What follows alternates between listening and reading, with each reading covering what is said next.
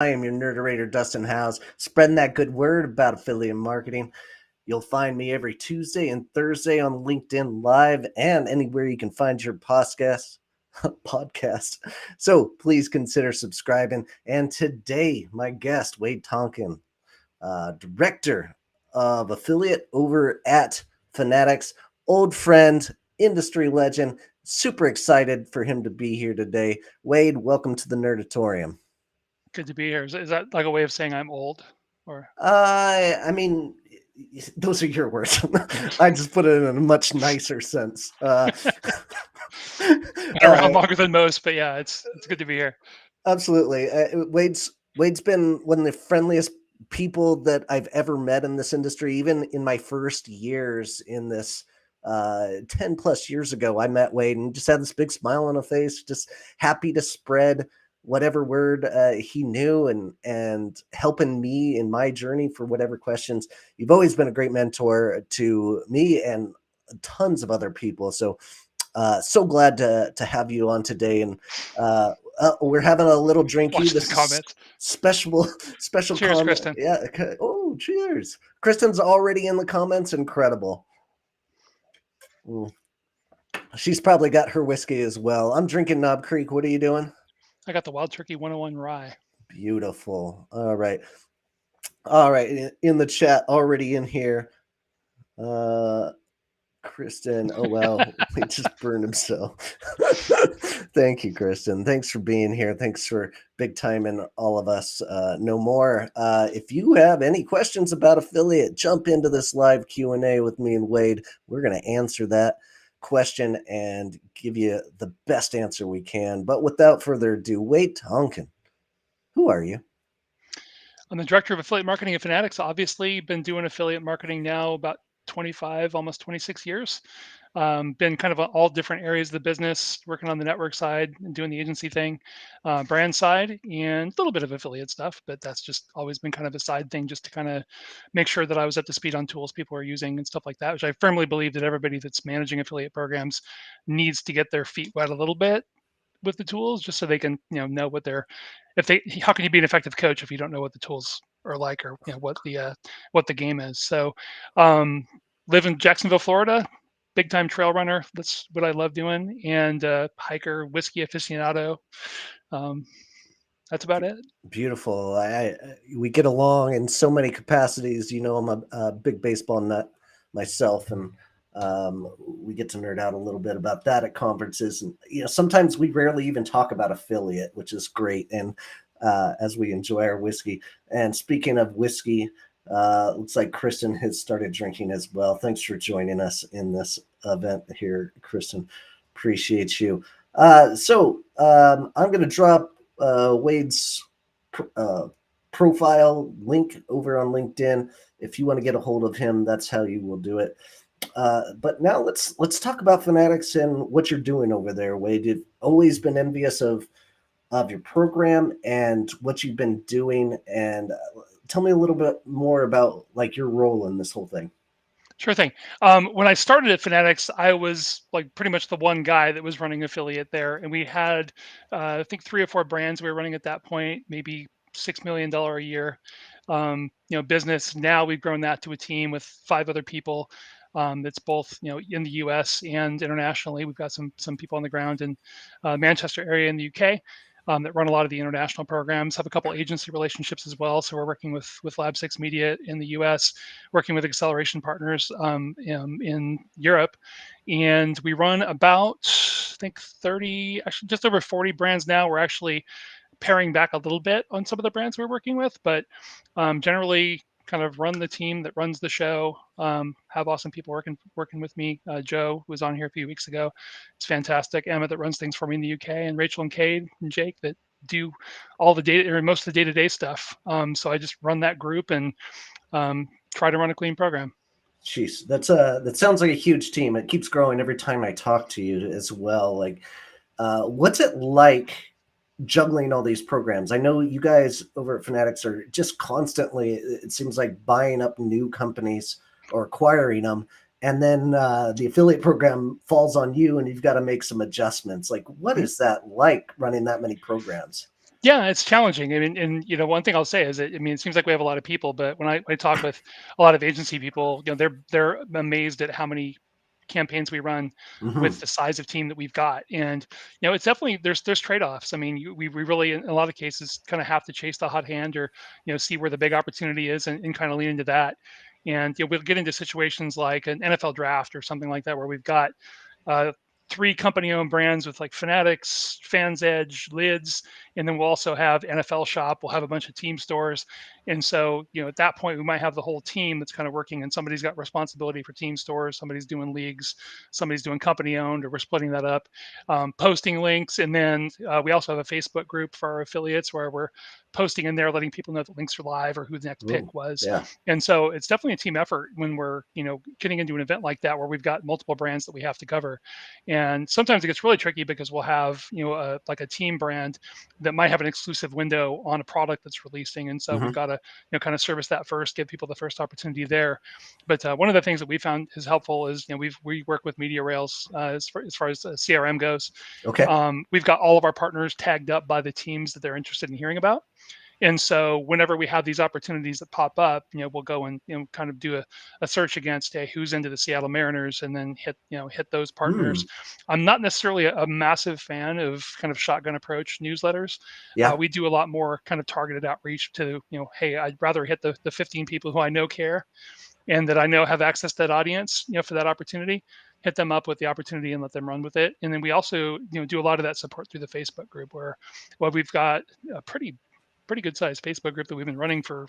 I think it's maybe I've been at Fanatics for 13 years, so maybe a couple of years short of that, where we do a lot of sharing in terms of products that are launching and best practices, and we'll do webinars and things like that. We did one a couple of weeks back with Trisha Meyer talking about FTC compliance, and so we try to keep our partners up to speed there. And the thing that I found that's really cool is that we have a lot of peer support, and so we'll have partners that'll help each other out. We've got a few guys that are really super dialed into things, and so they'll be asking us questions about, hey, when's this releasing. Sometimes these guys know about this stuff before we do. It's ridiculous. So we're running down answers for people, and yeah, it's kind of crazy. I mean, it can definitely be chaotic, and when we pick up when we buy new brands, a lot of times there will either be taking over an existing program. Like we got the deal to run WWE last year. It's been just over a year now, and so we had to kind of take that program, see what was there, decide what we wanted to import over because we run things in a different way from a lot of other managers and agencies. And so we kind of pick and choose the partners that we want to play with, and invite the people that we want, invite some other people that we know, and bring them in, and try to run it the way that we kind of believe is right. And sometimes when we acquire brands, people want us to do stuff. Sometimes they don't. And Right. we're kind of dealing with that now with one of the brands that we have in the portfolio. And one of the really exciting things now is that we've got this sports betting, Fanatics Betting and Gaming, got Fanatics Live, which are both kind of app-based projects that are getting ready to launch. And we've been working with those teams, not so much on the betting and gaming side, but on the Fanatics Live side, where they're doing the live card breaks and things like that, to help them get aligned with our tech stack. Because they're like, well, hey, how do we track referrals to our shopping app? And it's like, well, we've got a tech stack that can do that. It's kind of what Impact's there for, and they've got an integration with their analytics provider. So it's like, hey, look, we can help you guys out. So sometimes it'll be fully taking it on. Sometimes it'll just be kind of playing a consulting role. Interesting. Matt Schuyler, I don't know if you know him, but he's preaching efficiency for what you're doing there. I completely agree. It sounds like a madhouse to be juggling, and I find it interesting of like, uh, you know, you're running a lean team, but everybody knows what they're doing, and then you're also bringing in an agency to fill the gaps where you're not super strong in, and uh, you still employing agencies to work alongside with you. Yeah, absolutely. Yeah, and in some cases it might be that they're covering geographical areas that we don't do well. Mm, Acceleration partners we brought on board in Europe because we don't have German speakers, French speakers, or Spanish speakers on the team that are native. yeah. And if we're going to go out and recruit partners for brands that are specific to those markets or that are big in those markets, we want to be able to recruit, support, do the whole thing in native language because we think it's going to give us a head up on competitors and help us get some penetration there. In working with Lab 6, now we actually started working with them back when we were running stuff for Blizzard and the gaming side of things. And I'm not a game geek. My kids are both massive gamers, but I'm not, and it's really not my world. And nobody on my team was big into that, and so I went out and found the geekiest people that I know, which is Joel and Karen and Angel, and said, "Hey, would you guys be interested in doing this?" And they're like, "God, yeah, can we?" And they blew it up. We ended up having that brand go different directions, and so we just pivoted them to some other brands where we, wanted to get some help, building some brands that we thought were underperforming. They jumped in and are doing a great job. Oh, awesome. I've been ready to ask Lab 6 to come on this and nerd out with me. The problem is I don't know who to ask. Like, do I ask Joel to nerd out on like tech side stuff? Do I ask Angel to nerd out on part? I just don't know. Who do you think I should invite? I'll do it. They've got a team of massive, affiliate marketing geeks there that could talk on a lot of stuff. So, they got Jangro there as well. So they got some great old school people who know the game that could Yeah. talk, all kinds of different stuff. Joel's an amazing tech and could talk your ear off about APIs and the magic he's able to perform with that stuff. And, Karen's one of the people I respect most in the business. I had an agency with those guys before I came to Fanatics. So, I mean, just people that we know and trust and, do a good job for us. Awesome. All right. And so when you're juggling these brands, it might be hard, like onboarding a new brand. And can you talk about like how you take on that brand and like who are the affiliates? I mean, you've got a database of incredible affiliates across the sports realm. How do you pick and choose like which ones you're going to invite to the program first when you get your hands on it? Yeah, we're big into content players. We like working with the content affiliates, the bloggers, online discussion forums, the old school PHPBB type forums still do really well for sports because people like to sit around and geek out on their teams. For So sure. it's still a place where people hang out every day. We do a lot of stuff with big media. We do a lot of work with team bloggers, content creators. Whether it's TikTok, Twitter, Facebook, and a lot of what we do is very geared around team affiliations, and so that's why we tag that up in our CRM. And if we were to bring on like a team site, for instance, first thing we would do is say, hey, who do we have that we've worked with in the past that has an affiliation with this brand? We would get them an invite, bring them over, and present them with the opportunity. And cool thing about the people that we have those existing relationships with is that they can hit the ground running. Once you get them in the program, they know what to do, they know the tools, they know the game, and they can jump on there and get after it. Smart. Love it. Matthew's preaching, calling you a chipmunk. I don't know if that's enduring. I don't know who Matthew is. Are you familiar? But he's calling you a chipmunk with your efficiency. And then we've got Evans calling the Lab 6 folks Intimidatingly smart. I will concur.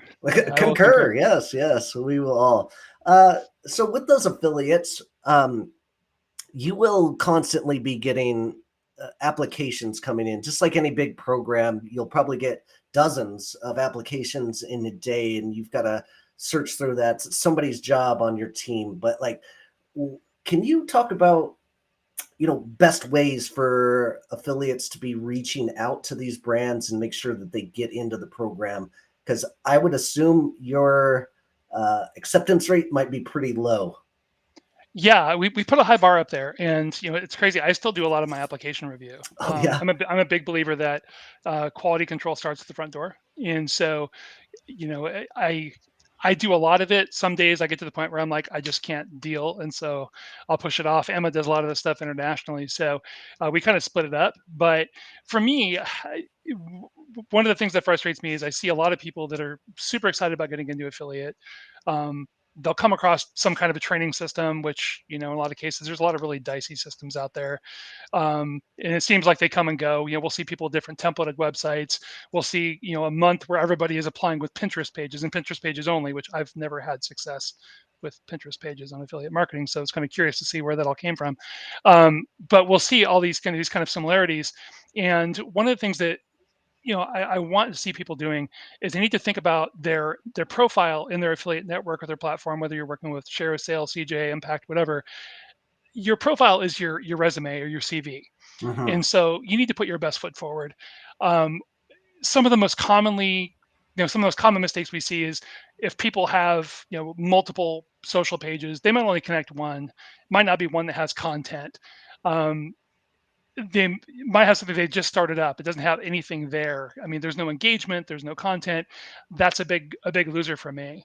One of the other things I'm seeing lately is when you'll have platforms that will ask people to define themselves, so like kind of self-classify, and a lot of people are jumping in. They just choose everything, and that can be problematic because a lot of brands, I mean, I'm starting to do this. Impact introduced some AI for reviewing applications, and Oh, they also really? introduced some automated rules where I can say, well, hey, if there's types of affiliates I don't want to work with, just decline those applications so I don't have to deal with them.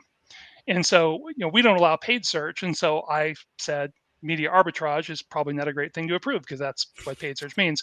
Problem is, nobody out there in the affiliate world, especially new people, know what the hell media arbitrage means. Yeah. And so it's like where a platform picks a buzzword that they think makes sense that nobody else understands. And then people come in and start picking it.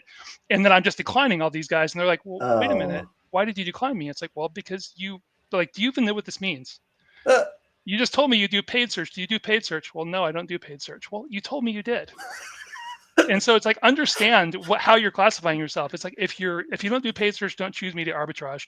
If you're not a cashback loyalty site, don't choose cashback loyalty. If you're not a coupon site, don't say coupons, because a lot of brands out there now are starting to write rules that are based on those classifications. yeah. And so, if you're a creator, say that you're a creator, or that you do social media, or that you're a blogger, whatever. Make sure your contact info is complete and correct, because if you come in with dicey contact info, there's a lot of scammy applications going around. And this is something that, with all my affiliate manager friends talk about. There's a lot of really scammy applications where people will come in, they'll apply with somebody else's site, they'll have different contact For information, or sure. it'll look dicey. And it's like, if you have a domain, use an on-domain email. It makes the verification process a ton easier. For sure. And when we see that, when we see, whatever.com and, your name at whatever.com, that's like, oh, cool. This is at least, they at least own this. And so, that can be a biggie. It's something that stands out when we see a really professional site, and then we'll have some, new weird numeric string at yahoo.com. Probably going to look twice at that one, or people just don't even bother to put their stuff in there. So that can be a biggie. One of my biggies also is have some kind of a body of work before you start applying for programs. Okay. So don't just come in out of the blue and say, I'm going to make money. It's like, well, okay, but how are you going to make money? When you apply with a WordPress site that is just another WordPress site, that's just another WordPress site that I declined. And so actually have your stuff together. Have your site ready to go to where it says something good about you. It says that you're professional. It says that you're established. Yeah. It says that you're ready to work, and that you actually are bringing something to the table. Because that's what we're looking at, is that, whether you're a big brand, a little brand, whatever, you want people to be bringing some authority into the discussion. And so if they have an audience and they have a trusted position with that audience, and they say, hey, I'm partnered with Fanatics, you should, if you're going to, shop for sports gear, you should do it through my link to them because they're going to support me with a commission. They're going to do that. But if you just jump in there and start, spamming promotions at them without having earned that position of trust first by having some credibility, having some decent content, it's not going to go well for you. You're going to be frustrated with the results you get, and you're not even going to get in the programs you want to get in. No, great nuggets there, Wade. Awesome. And love the WordPress reference. That is just another application I'm going to decline. That's great. Couple of things to unravel there. One great point on matching your URL to your email address. If you're saying you're from Forbes and your email is from Yahoo, instantly declined. And another big thing, one thing you and Greg Hoffman taught me years ago is in the application decline message, the email that goes out when you decline them, make sure to put in hey, we make mistakes. If we did, email us directly and tell us why you think you should be accepted to the program, Yeah. and this gives them a second chance. So I give people second chances. Not all programs are going to be that lenient, but I think we're on the same page with that. I'm not sure which of us ripped the other one off first with that. Right. I But know, but chicken it's and I mean, it's egg something we between the definitely two of do, and you. yeah, and I fully acknowledge in our email, we actually say, "Hey, we make mistakes." And so if you feel like we made a mistake, but I also kind of challenge people because I'm like, this was based on the information that you provided me in our review of it. And so if you think that there's something that wasn't included, or if there's something that's missing, by all means, get back to us professionally and share that. Let us know in some detail what properties you're looking to work with, how you drive traffic, and just kind of make your case. And if people come back, I mean, we're pretty forgiving on that stuff. For If it sure. seems like you have a plan and you have passion, we can't teach people to have passion. So it's like if you're fired up and you want to do it, Yeah. and you just need to learn some stuff, I mean, that's fine. We'll work with you. But if you come back and say you guys are assholes, I'm never gonna freaking work with you. Yeah. Well, you're right, Yeah. and That's it's a way gonna to get put that nail yeah. in the coffin for sure. And usually we'll just send it off to other affiliate manager friends with a note saying another satisfied customer. And off you go. I use when we were at CJ working compliance, we used to take commissions away from affiliates, and we had this like prize board of like who got the worst comments for taking away affiliates money, and it was just plastered on the wall. It was good fun. Matthew Schuyler, apparently that's his nickname. He used to work for Lead Flash 15 years ago. I don't know what that means exactly. I don't even know what Lead Flash is. Wade could probably The CPA nerd out. network back in the day, yeah. There you go. Elaborate. Kristen Evans jumping in and saying buzzwords of fun. Yes, absolutely. And spammy applications that we're doing here. Riley's in here. Congrats on launching Fanatics Live. Let Wade talk about it. Thanks for joining us, Riley. Hey, fill out the be my next guest. I already sent it to you. I want to join. I want you to Riley be join cool me. to talk to. Yeah, He's doing I some cool stuff. agree. I keep saying Yeah. that. Like, come on in, man, and join me. And Kristen actually has a question here. What are some resources to help affiliates early in the affiliate journey? We try to provide some. I mean, there's definitely, I look at the people that I respect, and I've done some speaking things with Stephanie Robbins. Stephanie does a great job with Mhm. her partners, with her resource kit. I actually paid her to write our stuff for us. Back a little while ago. Unfortunately, my affiliate blog crashed, and I lost a lot of my content, so I might have to do some of that again.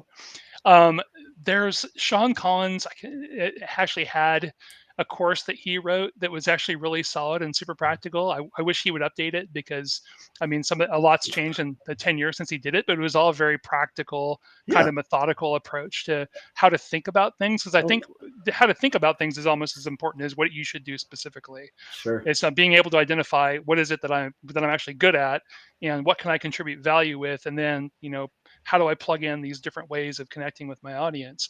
And so Sean's stuff was really good. We try to put some stuff out there. We need to go through and update, no doubt, in terms of best practices within our program and best practices on certain tools. Hmm. But yeah, I mean, I would love to see somebody step up and do this again. Because I see a lot more scammy stuff than I see good stuff, unfortunately, where people will sell systems to, or hey, get rich doing affiliate marketing, and they'll sell somebody a really shitty blog site that looks like the other 25,000 shitty blog sites that they sold for $25. And when managers look at those, they stick out like a sore thumb. I mean, you see the same site over and over again.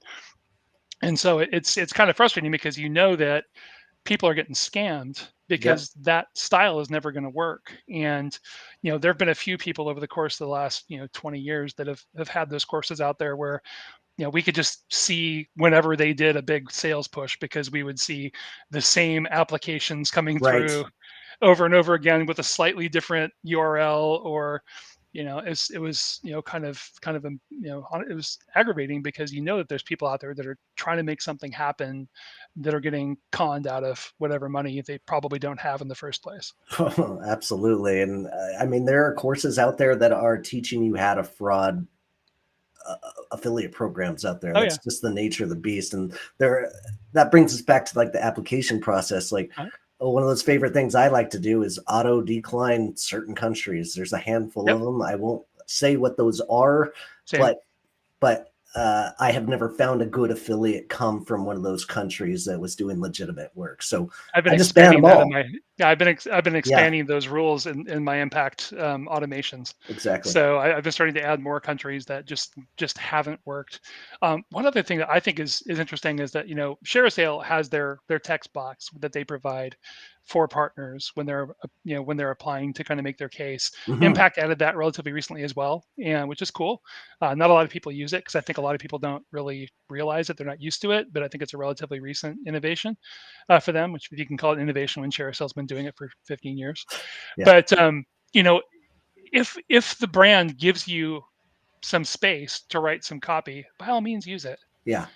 Tell us what you have in mind, and it's like be specific. Hey, I've got these platforms. This is how I drive my traffic. Make your case. Hey, I'm really passionate about this. This is what I want to do. Avoid marketing speak. Hmm. Avoid the marketing bullshit. I don't need to see stuff that was written by a marketing consultant. I just want to see the basics. What do you have in mind, or what did you spin through Chat GPT to try to make yourself sound cool?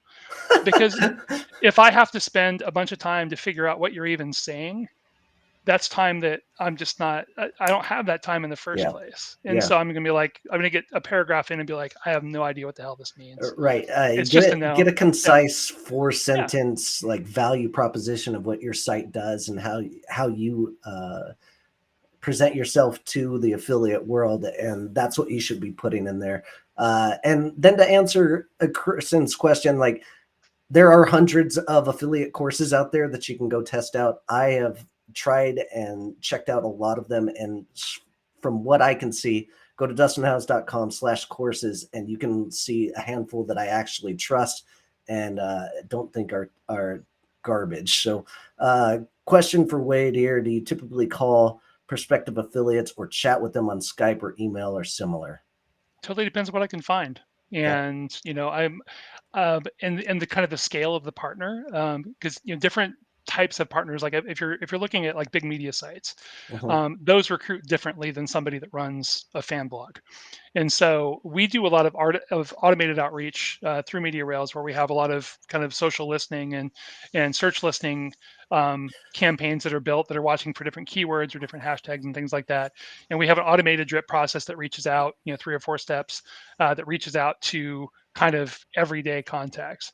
If we're going to go out and try to work with a New York Post or something like that, chances are I'm going to be jumping on LinkedIn. I'm going to be trying to find a contact. I'll reach out to them by email, say, hey, can we get on the phone and talk about this? Because that is, that's going to be a way that we're going to have to get that deal over the line. Because most of those, I won't say all of those or none of those partners sign up just, you know, straight up send them a link, they go. But the majority of them, you actually have to make a case. It's getting easier now that a lot of those big media guys have performance departments to where somebody is tasked, like a director level or VP level, that is responsible for performance marketing revenue. And so if they've got like a marketing or a performance marketing manager, if you can get on the phone with them, at least they know what the hell you're talking about, and you can do that deal. It wasn't as easy 5-10 years ago when none of those people had performance departments. Everything was trying to go in through an ad sales guy that's used to getting an IO and a check and saying, Sure. hey, actually what you need to do is trust us that we're going to track these sales, we're going to get you a check in a month. And but now it's a lot easier because pretty much everybody's got Yeah. performance teams. Yeah, and I would add like everybody's different, right? Every affiliate, some people want to talk on a phone, some people want to Yeah, chat on a video, up some to you. people want to be ghosts and be on email. Like it just depends. Like give them the option. Always the best thing. And looks like Trisha Myers coming in with a selfless plug for Performance Marketing Association, the PMA.org. Yes, of course, Trisha, my favorite resource, the PMA.org. One of our favorite here. Wade and I have been longtime members and board members and so forth. We absolutely love it and great sense of community there. All right, something I want to talk about real quick. Last thing on Fanatics, like you guys have this signed jersey box that I saw some promoter online really like lose his mind. So it's this box that has a jersey that could be autographed by a ton of like really good players, even Hall of Famers, like signed jerseys. You have an option, and then there's some stinkers on there that maybe you're not super excited to spend $500 on a jersey for. And I saw this creator come in there and opens it up. It's got an Angels logo, like when he opens it up, and he's just losing his mind. He thinks it's Ohtani or Trout, and then he opens the rest of it, and it's Noah Syndergaard, and he's like flipping the room apart. But I love the concept of what you guys do, and you guys are bringing in new brands in the collector space on top of what you guys are doing as like your original Fanatics, where it's memorabilia on top of like your goods, your clothing, and whatever Right. you're doing there. But I just thought that was super interesting that you guys are going that angle. Yeah, and we've really been kind of blowing up the collectibles side of the business, between the cards and collectibles, where when we acquired Tops, that became a big deal because there's some really super collectible stuff that they do. We're getting into card breaking now, and I'm not sure if you're into card breaking, but people will get on live streams and they'll open up sealed boxes of cards, and people will actually jump in and they'll say, "Hey, I want to buy all the Seattle Mariners," or I want to get the Ohtani card," and they'll Yeah. they'll essentially sell off these unopened boxes of cards, and so it's become a big business. And I didn't even realize that the card thing was still a big deal, but I think over with the pandemic, you had a lot of people sitting around the house with time to kill, and so they got into getting back into their cards, and so that card business has exploded. Yeah. And so we started to do some really fun stuff. We actually, this year for MLB, we started to do they had a rookie debut patch that the rookies that are making their first appearance are wearing on their uniform, and we've actually been taking those out and including them as one of ones in like a packet of cards. So somebody might open up a card and get that rookie's debut patch. So some really Beautiful. cool one of one experiences that we couldn't have done previously, but we've got such cool relationships with the leagues and the players associations, and we've got Tops now that we run. We've been building out our own team around that. The Fanatics Live thing I think is going to be a lot of fun, and our partners are really excited to be a part of that, as well, to to be able to earn on driving people into those streams and the revenue that gets generated. So that's super exciting. The betting and gaming I think is going to be really interesting too. It's kind of crazy because I think initially we were kind of thinking that some of that might fall in our lap, but in the end I'm kind of glad it didn't, because that whole sports betting and gaming world is so different. Mm-hmm. And it's a whole different group of partners. It's a big regulatory thing, that's very state by State state. by state And is the crazy part so about it. Yeah. yeah, and so in the end I'm kind of glad that we're kind of able to sit back and keep doing what we do, and kind of provide some guidance from the Yeah. sidelines. In the end there might be some crossover with our existing partners where we can do cross sell upsell stuff. um, and it's definitely been a lot of fun working with these other teams to see how we can help them out, or how we can leverage our impact tech stack to be able to help them do what they want to do, whether it's a public program or a private program, or whatever they're trying to accomplish. Fantastic. I don't want to dwell on sports talk. This is an affiliate marketing podcast, so we won't get too much into it. But we'll end with Kristen Evan, Big Time Evans, gave me a new nickname of Dustin Board Member House. Fantastic. Thank you, Kristen. I appreciate that. And since we're talking so much Fanatics here, it only makes sense to Big question from Kristen there at the last one. There's an important plug at the end. we'll get to it here. And since we're talking so much Fanatics, it just makes sense to talk about our sponsor of the day, who is obviously not Fanatics. It's actually just Affiliate Reports. I use these guys for my reporting. I'm not a reporting guy, and I need all the help I get. For $250, I get really cool statistics from our affiliate program that I can package up and send over to the executives to make a lot more sense. And just love what these guys are doing over David Hall. I just talked to him yesterday. Really cool stuff. Go check it out. DustinHounds.com/jar to go check them out. Are you using just affiliate reports here, Wade? I am not. Straight up impact stuff and internal kind of back end self built stuff. That's Sorry, man. that's unfortunate. Wade, I really need you trying to feed my family here. That's an affiliate link, and I really need your support on this one.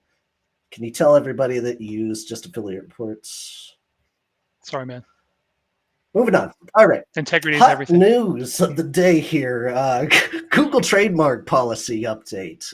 What is this about? July 24th, Google shows up and says, hey, we are no longer protecting your trademark as a brand. You are going to have to police yourself. What do you think this means to the industry here, Wade? Oh, that's going to be a freaking nightmare. And we're in a weird place as well because we don't allow any paid Okay. search, and so essentially any paid search with us is a violation. Um, and it's definitely going to, we're the way that we look at our affiliate compliance monitoring is that we want to catch stuff before our paid search team does, and it reflects badly on Mm-hmm. us for not running it Mm-hmm. well. Mm-hmm. So we do use the impacts tools Great. internally. So we are watching for our trademarks being used. Um, a lot of the trademark abuse we see lately, honestly, isn't coming from affiliates, and there's some really weird stuff going on, and may or may not be related to that. But there's a lot of people that are, going out and buying the marks, sending them off to landing pages that don't seem to be super related. Obviously, they're monetizing that on the back end somehow, but it doesn't jump out to you. They're not, cleaning it through big links or skim link or anything like that. But there's definitely been some weirdness going on, and you've got to definitely have your compliance tools, and hopefully a legal team that can go out after that stuff. And fortunately, one thing we do have is Yeah, lawyers. So absolutely. And great thing about it too on the affiliate side is there are tools to combat that. My favorite in this space is the Search Monitor. I used to work for them, 12 plus years ago. It's been a long time, but I love the product that they have. There's an incredible SEO value to that product as well. And then Brand Verity is probably the most popular in this space to go and protect your trademark. And another thing to be looking into is SpyFu. SpyFu will take notice of all the ads that are going on that are sending to your brand and your competitors. So 3 really cool tools. Go check them out because trademark policy is like these bidders are going to sniff this out and get to work here. So be a little bit more careful on that end. Got another question here. It looks like Victor says, would love to know how AI would affect affiliate partnership managers. Heard a lot of news about it. Love to hear your opinion. What do you got, Wade? um, we've been kind of dipping our toe. I mean, we've been using it for kind of ideation for content Okay. creation to this point. I know there's some cool stuff that Impacts is rolled out at their Impact event where they're starting to integrate into the messaging piece, so you can actually help to generate some content for partners and be able to populate that with some links. So I think that's interesting. But I mean, there's obviously possibilities around kind of content scraping and monitoring that I think would be pretty interesting. We're gonna as the rest of our marketing department at Impact or at Fanatics continues to find ways to bring AI into the mix, we're going to be seeing how we can kind of piggyback on what other people are doing. So I'm super at this point. I'm kind of in information gathering mode and trying to see what we can leverage and anything we can do to help um, kind of take some of the daily grindy stuff out of For things. I think sure. is amazingly I helpful. think it's just gonna start piling on. I mean, as tools get better in our industry, they uh, come leaps and bounds from even 5 years ago. Are the tools to help find and contact affiliates has been Yeah. incredible, and I can't wait to see what AI ends up doing in the next future. But by all means, you have to be on top of it. Like, do not let this go to the wayside. You have to be evolving with this industry, and that's one of those really strong points. Great question, Victor. Thanks for bringing it up.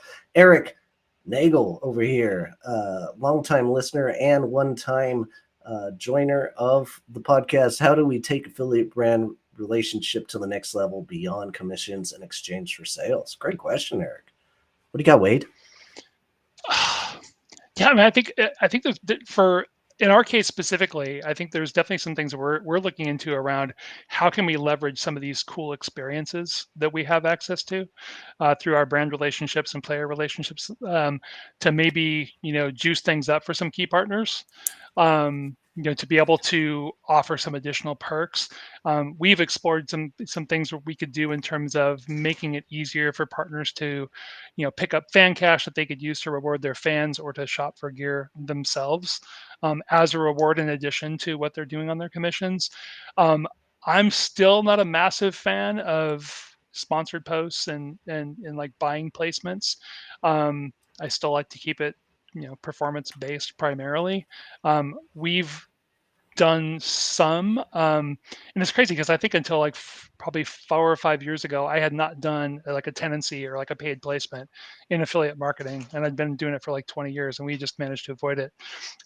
We started to find some things that worked, but in the last year, a lot of the effectiveness of some of those same buys has been starting to Hmm. drop. So yeah, we still try to keep things commission based as much as we can, but we're trying to provide really good support and give people good resources to help them elevate their games, give them good content that they can market with, give them as much notice as we can to help them be in position to succeed once they've shown us that there's somebody that we can trust and not Mhm. embarrass us, because in the world that we work in, a lot of there's a lot of risk in putting content out there early, and so that can be problematic if we decide we want to give somebody a heads up on a jersey that's getting released, and then they turn out leaking it, Oh, right. and getting us kicked in the nuts for it. So that is something we have to be really careful about, and we're able to do it with people that have proven that they know how to handle embargo and be able to to sit on that stuff until it's time. But you have to be careful. Yeah, great points. And the only thing I'll add on to there is like contests are really hot right now. And I keep seeing more and more pop up. And if you really want to motivate the existing affiliates that you have, segment them out. Just like we were just talking about tagging and segmenting becomes much more valuable when you throw a big contest, because if you're giving away $1,000, that may mean a lot to somebody that only has a few sales, but it might mean nothing to somebody who's driving 100,000 in revenue every month. So you have to segment. And the segmenting Yeah, is key, because I mean, obviously, you don't want to have your coupons and cashback sit on that, no, because they're not going to do anything different no, anyway. They're just going to do what they do. But if you go out to your content partners and your creators and say, "Hey, I've identified your segment as one that's really hot right now. We've got this contest where we're going to make the biggest improvement," or whatever. However you want to run your contest, you can definitely get some more action that way. beautiful. Eric said, "Thanks, thanks, Wade." He didn't thank me, but whatever. Cool, cool, Eric. And then Kristen, Wade, any speaking sessions coming up? Yeah, I want to go to the things Wade's speaking at. What do you got going on here, Wade? Kristen and I are on a panel at eTail in Boston. Super stoked for that, because I've been leaning really heavily into getting eTail to be, giving the right attention to performance marketing. So I've been kind of on them for about 3 years now. We started doing, I did a kind of a fireside chat with them when everything was still virtual, with one of our big media partners that went over really well. They asked me to start helping out with Awesome. content for, performance track, which has been awesome. So Kristen and I have spoke together a couple times, and we've put together some additional panels. We got a cool one coming up as well. And honestly, the last one that we went to in Palm Hmm. Springs, we had a full room. I mean, there's probably 250, 300 people that were there to hear about performance marketing and best practices. So it's very cool to see that conference, because it's one of the best conferences out there, um, with a lot of decision makers that are really interested in learning more about what we do and how to do it well. And so it's been very cool to have those guys leaning on Kristen and I, and to help kind of drive some of their content in addition to the sponsored stuff, because obviously you're going to get the impacts and partnerizers of the world that are going to sponsor sessions and things like that, which are cool. But to actually be able to get some panels together where we're talking through issues and doing, and Kristen and I did a great just two-person kind of live questions, and we sat down and did some breakout sessions. That was great, and we had a lot of fun, and people were asking awesome questions. So I think it's definitely a cool show to be at. If you're looking for publishers, it's probably not going to be the one for you, but if you're looking to kind of network with other affiliate managers and be able to have good access to the vendors and the brands, it's a good one. Well, you should be always improving your education in this space. I'm a big fan of that. Uh, so you said eTail over in Boston. When's that happening? Yep. August 21st to 23rd, something like that, 22nd to 25th. Gotcha. And anything else you got coming up as far as events? Hitting Affiliate Summit East, going to be up there for about a half a day. I got kind of a crazy life right now with a kid getting ready to move out of the Okay. house. So I'm just going to fly up and back and do meetings at Affiliate Summit East. And then in October, heading over to PI Live. So PI Live in London is one of the best shows out there, and I'm excited to see Matthew and his crew bringing that over to the to the US, because I think it's, for my money, I think it's one of the best ones out there, Fantastic. because it is so focused on retail affiliate Gotcha. marketing, and so it's kind of a nice change. I mean, I'm nothing against the CPA network guys, but it's not what we do, and so it's more fun to be in a little bit smaller show, but that has the right people that you want to talk Yeah. to. I mean, if you're a direct response guy, like I've developed into a little bit, like CPA networks have some really crazy good value, but Sure. it is rare, especially in that retail space where everybody's trying to buy and sell traffic and affiliate some. It's funny until you get into that world, but interesting once you do. So okay, PI Live in October as well. Awesome. Hey, I'm going to wrap this up, Wade. Been so good talking to you today. I want to remind everybody I have a guest here in July. One last one. Evan Johnson will be joining me. That's going to be at 11 a.m. tomorrow. Please be here and stop on by. Please subscribe if you can. And then I have Kristen Big Time Evans and Nick Marchese joining me next week, along with another guest of mine, Ty Wiseman, who will be here next week. And if you would like to join me on Affiliate Nerd Out, talking to you, Riley, get up here. Somebody already hit this QR code. I'm hoping it's Riley. Yeah, get in there, man. DustinHouse.com/nerd, or click this QR code. And if you want to talk to me, I give 15 minutes free to just about anybody. Sign up at DustinHouse.com/explore and let's hang out for a little bit, and I will give you everything I can in 15 minutes. Wade, been an absolute pleasure. Thanks for being here, buddy. Yeah, thanks for having me. I'll be back. I'll have to join in next week just to bust Nick's balls. So that'll be fun. Perfect. Everybody loves to. Everybody's favorite player to do that too. All right, folks, keep on recruiting. We'll see you out there.